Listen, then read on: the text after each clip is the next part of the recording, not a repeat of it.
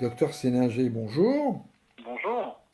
Alors, en quoi l'hypnose peut nous aider comme technique ou comme mode d'application médicale dans la gestion du stress, notamment du stress de la rentrée?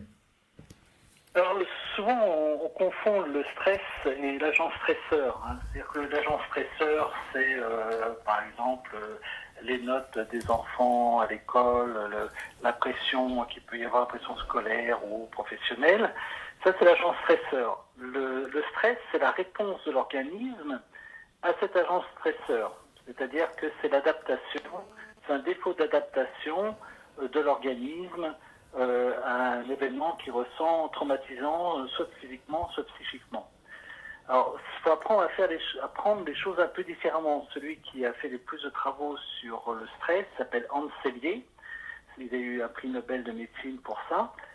Et il a déterminé ce qu'on appelle le syndrome général d'adaptation avec le stress, la réponse au stress en trois étapes, une phase d'alarme, une phase d'état et une phase d'épuisement. Et le but, c'est de ne pas arriver jusqu'à la phase d'épuisement en sachant que le stress, c'est la vie et que s'il n'y avait pas de stress, on serait mort puisque ça nous permet de nous adapter en permanence.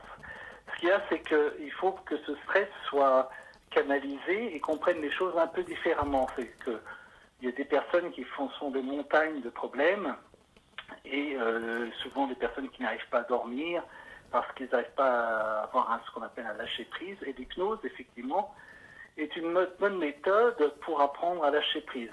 Alors comment ça se passe? Oui, je viens vous voir. euh, Je viens vous voir. Je vous dis, je suis stressé. J'ai du mal à gérer effectivement le stress. Vous avez raison. C'est pas le stress en lui-même, mais c'est la gestion du stress qui compte. Je n'y arrive pas. J'ai des palpitations. Je dors mal. Je vois tout en noir. Qu'est-ce que vous faites? Vous m'endormez pour que je vois plus rien? alors, même si le mot hypnose vient de hypnotique, c'est le sommeil, on n'est pas endormi en phase d'hypnose, on a une vigilance qui est modifiée. On considère qu'on est tous une dizaine de fois en état d'hypnose par jour. Par exemple, quand on se retrouve dans une pièce en disant qu'est-ce que je suis venu chercher, on a fait des pas et tout d'un coup on ne sait plus ce qu'on a été venu chercher. Ou lorsqu'on est passager d'une voiture et puis qu'on appuie sur le frein à la place du conducteur parce qu'on a peur. Là aussi on est en état d'hypnose. On sait très bien que au passager il n'y a pas de pédale et malgré tout on le fait parce qu'on a une perception, une vigilance qui est modifiée, on devient acteur. Alors il y a des techniques. Pour la façon dont je procède moi, c'est que je fais ce qu'on appelle un ancrage, c'est-à-dire que je lui apprends un mouvement ou avec une odeur qu'on ancre en état d'hypnose. Et quand cette personne est en état d'hypnose, on recherche ce qu'on appelle un refuge, une safe place en anglais, un endroit refuge psychologique où la personne se sent bien. Et après, par la suite, elle peut par elle-même se mettre en état d'auto-hypnose et retrouver grâce à cet ancrage un état dans lequel elle était totalement sécurisée, totalement dans un état de refuge et en état complètement de gestion du stress. Qu'est-ce qui se passe? Donc, pratiquement, dans une séance, comment se déroule une séance? Alors, une séance de la personne vient consulter, on recherche ses ressources hypnotiques, c'est-à-dire que les choses qui lui parlent bien. Par exemple, si quelqu'un a une phobie de l'eau, ça ne lui sert à rien de lui dire vous êtes dans une piscine ou dans la mer, parce que ça ne va pas du tout être contributif. Donc il faut rechercher ces ressources hypnotiques, les différents éléments, ça peut être la nature, ça peut être des animaux, ça peut être un souvenir agréable, qui lui fait du bien et qui la rassure. Et on la met en état d'hypnose. Pour ça, il y a des différentes techniques. Et une fois qu'elle est en hypnose, on amplifie ce souvenir qui est agréable et la personne peut même participer. On lui demande si elle est bien, elle dit oui. On peut même lui montrer de demander de faire un geste pour bien expliquer qu'elle est bien. Et à ce moment-là, on fait l'ancrage. C'est-à-dire, ça peut être une odeur. Par exemple, les personnes qui sont un peu déprimées, elles sont assez sensibles à la mandarine. Donc, on fait sentir des huiles essentielles de mandarine. Et par la suite, lorsque la personne est en état de stress, quand elle fera de l'auto-hypnose, elle sentira la mandarine, elle se mettra elle-même dans l'état d'hypnose dans lequel elle était au cabinet. En fait, il y a deux séances à peu près au cabinet, une ou deux séances, et tout le reste, c'est la personne qui le fait chez elle, ce qu'on appelle l'auto-hypnose, et elle apprend à elle-même gérer ses émotions avec l'ancrage qu'on a mis sur son hypnose.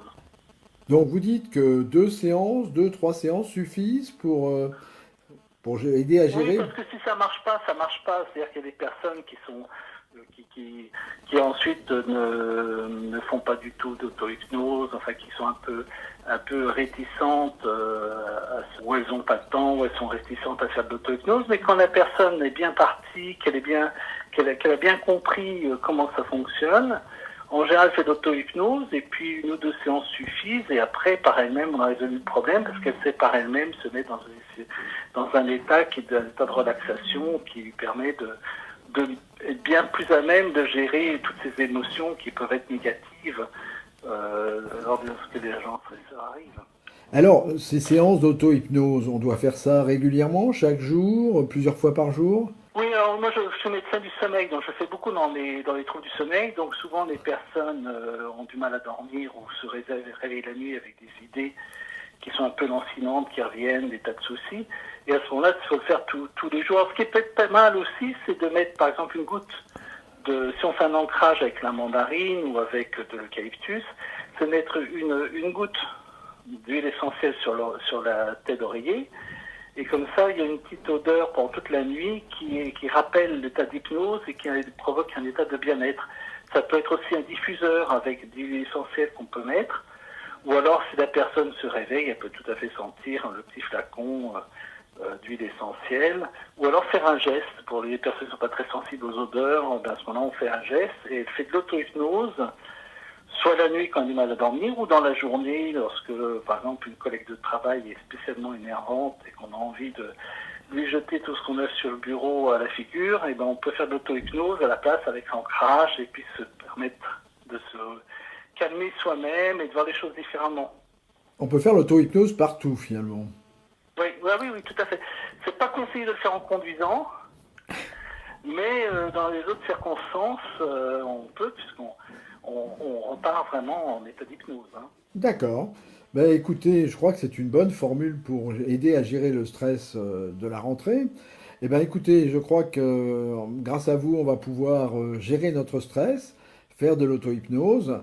Et rappelons que vous êtes médecin installé dans la région parisienne et que vous pratiquez l'hypnose régulièrement. Merci beaucoup et à bientôt, Franck Séninger. Et Je bonne vous en rentrée. prie, c'est un plaisir. Et bonne rentrée. Également à tous les auditeurs et à vous-même. Merci.